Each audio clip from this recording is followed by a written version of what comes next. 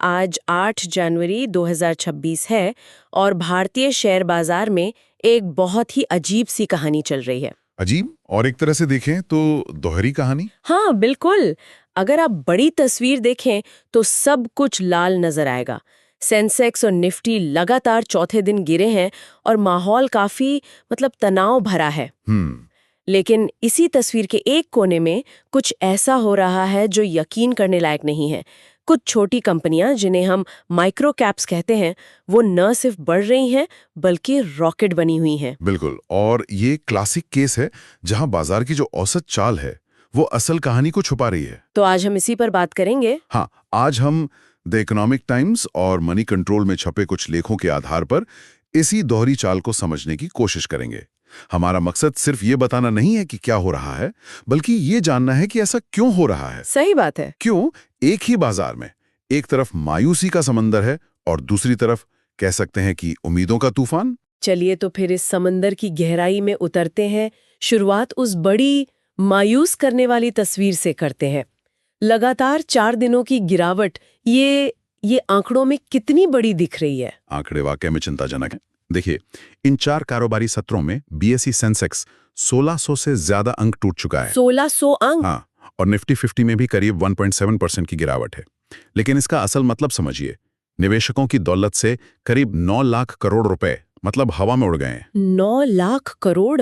ये तो कई छोटे देशों की जीडीपी से भी ज्यादा है। बिल्कुल। और आज का दिन तो शायद और भी बुरा था। आज का दिन बहुत बुरा था। सेंसेक्स करीब 780 अंक और निफ्टी 264 अंक नीचे बंद हुआ। बिकवाली का प्रेशर इतना जबरदस्त था कि कोई भी सेक्टर नहीं बचा। कोई भी नहीं, सब के सब लाल निशान में ही बंद हुए। यहां तक कि जो मिड कैप और स्मॉल कैप इंडेक्स अब तक बाजार को संभाले हुए थे, वो भी 2-2% टूट गए। आखिर अचानक ऐसा क्या हो गया? इसके पीछे क्या वजह है? इसके पीछे कोई एक कारण नहीं है, बल्कि कई सारी छोटी बड़ी वजहों का एक तूफान सा आया है। अच्छा, हाँ। और सबसे बड़ी चिंता तो अटलांटिक के पार से आ रही है। अमेरिकी राष्ट्रपति डोनाल्ड ट्रंप ने एक ऐसे बिल का समर्थन किया है जो रूसी आयातों पर? बिल्कुल, रूसी आयातों पर 500% तक का टैरिफ लगा सकता है। 1 मिनट, 500%? ये तो एक तरह से ट्रेड बैन ही हो गया। हाँ, आप कह सकते हैं। लेकिन ये तो अमेरिका और रूस के बीच की बात है। हाँ। इसका हमारे बाजार पे इतना सीधा असर क्यों पड़ रहा है? असर बहुत गहरा है। बाजार को डर है कि इस बिल को एक हथियार की तरह इस्तेमाल किया जाएगा। अच्छा, उन देशों पर दबाव बनाने के लिए जो रूस से सस्ता तेल खरीद रहे हैं? एकदम सही। और उस लिस्ट में भारत, चीन और ब्राजील सबसे ऊपर हैं।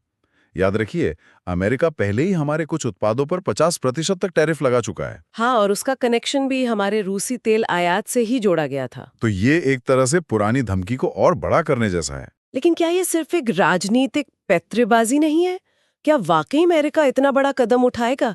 इससे तो वैश्विक सप्लाई चेन पर बहुत बुरा असर पड़ेगा। शायद ना उठाए, लेकिन बाजार शायद पे नहीं चलता। सही बात है। बाजार डर पर चलता है और इस खबर ने डर का माहौल बना दिया है।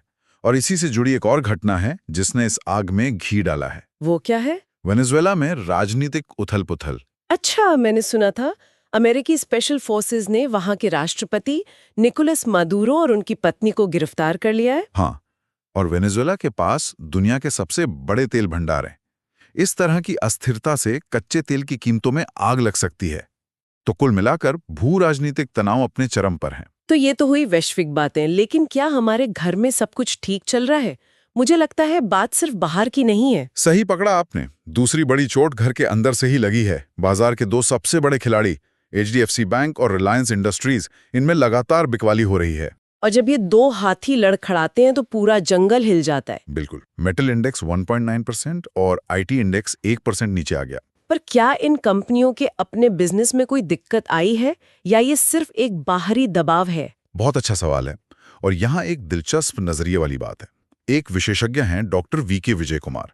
उनका मानना है कि इन बड़े स्टॉक्स में गिरावट का कारण शायद उनकी कंपनियों के फंडामेंटल से ज्यादा तकनीकी है। तकनीकी मतलब हो सकता है ये सिर्फ सेटलमेंट के दिन की उथल-पुथल हो, ना कि कंपनी की सेहत में कोई खराबी। लेकिन जैसा मैंने कहा, बाजार अभी हर छोटी बड़ी खबर पर बहुत बुरी तरह रिएक्ट कर रहा है। और इस पूरी घबराहट को आंकने का भी तो एक तरीका है जिसे हम तकनीकी भाषा में समझते हैं। बिल्कुल, और वो संकेत भी अच्छे नहीं है। जो ट्रेडर्स तकनीकी चार्ट्स पे नजर रखते हैं, उनके लिए निफ्टी ने एक बहुत जरूरी सपोर्ट लेवल तोड़ दिया है। अच्छा। हाँ, 3 मई में पहली बार ये अपने 50 दिन के ईएमए 1 मिनट, 50 EMA। इसे थोड़ा और आसान भाषा में समझाएंगे? मतलब इसका असल में क्या मतलब है एक आम निवेशक के लिए? हाँ बिल्कुल, आप इसे ऐसे समझ सकते हैं कि निफ्टी एक तेज रफ्तार से चल रही ट्रेन थी और 50 ईएमए वो पटरी थी जिस पर वो दौड़ रही थी। कई ट्रेडर्स इसे एक शॉर्ट टर्म सेफ्टी नेट की तरह देखते हैं। और अब ट्रेन उस पटरी से नीचे उतर गई है। बिल्कुल, जिससे आगे की यात्रा को लेकर चिंता बढ़ गई है और बाजार ने अपना मोमेंटम खो दिया है। साथ ही इंडिया विक्स, जिसे हम मजाक में डर का मीटर कहते हैं, वो भी बढ़ रहा है। मतलब साफ है, निवेशकों में बेचैनी बढ़ रही है। ठीक है, तो तस्वीर अब साफ हो रही है। वैश्विक तनाव, घरेलू चिंताएं, बड़े स्टॉक्स का दबाव और तकनीकी कमजोरी सब मिलकर बाजार को नीचे खींच रहे हैं। सही। ये तो हुए बड़ी कहानी जो काफी निराशाजनक है। लेकिन अब उस कोने की बात करते हैं जहां अंधेरे में किसी ने दिवाली मना रखी है। हाँ, और यहीं से हमारी आज की पड़ताल सच में गहरी होती है। जब पूरा बाजार गिर रहा था, तब निफ्टी माइक्रो कैप 250 इंडेक्स इस वित्त वर्ष में अब तक लगभग 10% ऊपर जा चुका है। 1 मिनट, आंकड़े फिर से बताइए। जब निवेशकों के 9 लाख करोड़ रुपए डूब गए, उसी समय में एक पूरा इंडेक्स 10% ऊपर है। ये कैसे मुमकिन है? यही तो विरोधाभास है। और ये सिर्फ इंडेक्स की कहानी नहीं है। अच्छा। इस इंडेक्स के अंदर जो कंपनियां हैं, उनकी कहानी तो और भी हैरान करने वाली है। इस इंडेक्स के करीब 75 स्टॉक्स ने सिर्फ 9 महीनों में 20% से लेकर 200% तक का रिटर्न दिया है। 200% तक? हाँ, और इनमें से 4 तो मल्टी बैगर बन चुकी हैं। यानी उन्होंने निवेशकों का पैसा 2 गुना से भी ज्यादा कर दिया है। ये तो अविश्वसनीय है। उन सितारों के नाम तो बताइए जो इस तूफान में चमक रहे। तो सबसे चमकदार सितारा है लूमेक्स ऑटो टेक्नोलॉजीज। इस शेयर ने 209% की छलांग लगाई है। 209%? हाँ, शेयर की कीमत 440 रुपए से बढ़कर 1670 रुपए हो गई। कमाल है। और कौन है? दूसरा नाम है इंडियन मेटल्स एंड फेरोअलॉयज, जिसमें 108% की बढ़त हुई है। तीसरा है थायरोकेयर टेक्नोलॉजीज, 105% ऊपर। और चौथा मल्टीबैगर? वो है बैंको प्रोडक्ट्स इंडिया, जो 101% बढ़ा है। तो एक तरफ सेंसेक्स 1.7% नीचे है और दूसरी तरफ ये कंपनियां 100% से 200% ऊपर। ये सिर्फ आंकड़ों का अंतर नहीं है, ये तो दो अलग-अलग दुनियाओं की कहानी लगती है। बिल्कुल। लेकिन सबसे बड़ा सवाल, क्यों? इन कंपनियों में ऐसा क्या खास है कि इन पर बाजार की गिरावट का कोई असर ही नहीं हुआ? क्या इनमें कोई कॉमन थीम है? बहुत अच्छा सवाल है और इसका जवाब ही इस पूरी चर्चा का सार है। अगर हम इन कंपनियों के बिजनेस को देखें तो एक पैटर्न नजर आता है। क्या पैटर्न है? लूमैक्स ऑटो और बैंको प्रोडक्ट्स, ये दोनों ऑटो एंसिलरी सेक्टर से हैं। ये गाड़ियों के पार्ट्स बनाती हैं। अच्छा। तो इनकी सफलता ये बताती है कि भले ही वैश्विक बाजार में तनाव हो, भारत की अपनी घरेलू ऑटोमोबाइल डिमांड शायद मजबूत बनी हुई है। मतलब लोग गाड़ियां खरीद रहे हैं और इन कंपनियों का बिजनेस सीधे तौर पर अमेरिकी टैरिफ या वेनेजुएला के संकट से नहीं जुड़ा है। बिल्कुल, इनका खेल पूरी तरह से घरेलू है। अच्छा, तो ये इंडिया की अपनी खपत वाली कहानी है। लेकिन बाकी दो कंपनियां तो अलग सेक्टर से है, इंडियन मेटल्स और थायरोकेयर। हाँ, इंडियन मेटल्स एंड फेरोएलॉयज की कहानी अलग है। ये एक स्पेसिफिक कमोडिटी मतलब फेरोएलॉयज के बिजनेस में है, जिसका इस्तेमाल स्टील बनाने में होता है। हो सकता है कि वैश्विक स्तर पर स्टील की किसी खास ग्रेड की मांग बढ़ी हो, जिससे फेरोएलॉयज की कीमतें बढ़ गई हों। तो ये कंपनी एक खास कमोडिटी साइकिल का फायदा उठा रही है, जिसका निफ्टी या सेंसेक्स के रोजमर्रा के उतार चढ़ाव से कोई लेना देना नहीं है। और थायरोकेयर, वो तो हेल्थ केयर सेक्टर में है। थायरोकेयर की कहानी इन सबसे अलग और शायद सबसे मजबूत है। ये डायग्नोस्टिक लैब्स की चेन है। अच्छा। देखिए, महामारी के बाद से लोगों में अपनी सेहत को लेकर जागरूकता बहुत बड़ी है। अब ब्लड टेस्ट और हेल्थ चेकअप एक जरूरत बन गए हैं, शौक नहीं। सही बात है। ये एक ऐसा खर्च है जिसे लोग बाजार गिरने पर भी बंद नहीं करते। बिल्कुल।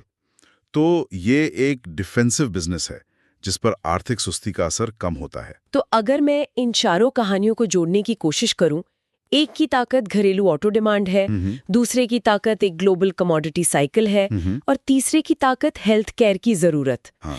इनमें कॉमन क्या है? कॉमन है अप्रभावित रहना। अप्रभावित रहना। हाँ, इन सभी कंपनियों के बिजनेस मॉडल में कुछ ऐसा है जो इन्हें उस बड़े वैश्विक और घरेलू तनाव से बचाता है जो रिलायंस या एचडीएफसी बैंक जैसी बड़ी कंपनियों को प्रभावित करा है। ये वो छोटी मजबूत किश्तियां हैं जो समुद्र के तूफान से ज्यादा अपनी बादा बाणों की ताकत पर चल रही हैं। क्या बात है। ये कंपनियां अपनी एक अलग ही कहानी लिख रही हैं, जो बाजार की हेडलाइन से बिल्कुल जुदा है। ये तो वाकई में एक गहरी समझ है। इसका मतलब तो ये है कि अगर कोई सिर्फ सेंसेक्स और निफ्टी को देखकर निवेश का फैसला ले रहा था, तो वो इस पूरी रैली से चूक गया। बिल्कुल, ये उन बाजारों में से एक है जो हमें याद दिलाता है कि औसत यानी एवरेज कितना भ्रामक हो सकता है। बाजार का औसत गिर रहा है, लेकिन सतह के नीचे कहानियां बिल्कुल अलग हैं। एक तरफ डर का माहौल है और दूसरी तरफ असाधारण संपत्ति बन रही है। और वो भी एक ही समय पर। तो इस पूरी तस्वीर का निचोड़ क्या है? एक निवेशक के लिए इसके क्या मायने हैं? इसके मायने बहुत गहरे हैं। आज की चर्चा से ये साफ है कि भारतीय बाजार एक दौराहे पर खड़ा है। एक रास्ता वो है जिसे बड़ी कंपनियां यानी इंडेक्स तय करता है और जो फिलहाल वैश्विक हवाओं के कारण हिचको ले खा रहा है। दूसरा रास्ता वो है जिसे ये छोटी फुर्तीली कंपनियां खुद बना रही हैं, अपनी मजबूत घरेलू कहानियों के दम पर। बिल्कुल, शायद नहीं। और इससे एक बहुत बड़ा सवाल उठता है, क्या ये बाजार का बदलता हुआ चेहरा है? क्या अब वो दौर चला गया जब आप सिर्फ इंडेक्स खरीदकर निश्चिंत हो सकते थे? मतलब क्या सफलता का मंत्र बदल गया है? हो सकता है। हो सकता है कि निवेश का भविष्य अब समग्र बाजार के रुझानों की भविष्यवाणी करने में नहीं, बल्कि उन विशिष्ट मजबूत कहानियों को पहचानने में है जो अपनी राह खुद बनाती हैं, चाहे हवा किसी भी दिशा में क्यों न बह रही हो। तो हमारे सुनने वालों के लिए आज का अंतिम विचार ये हो सकता है, क्या बाजार हमें ये संकेत दे रहा है कि अब पूरी नदी के बहाव को समझने से ज्यादा जरूरी उन मछलियों को पहचानना हो गया है जो बहाव के खिलाफ तैरने का दम रखती हैं? बिल्कुल, शायद असल खजाना उन्हीं के पास छिपा है।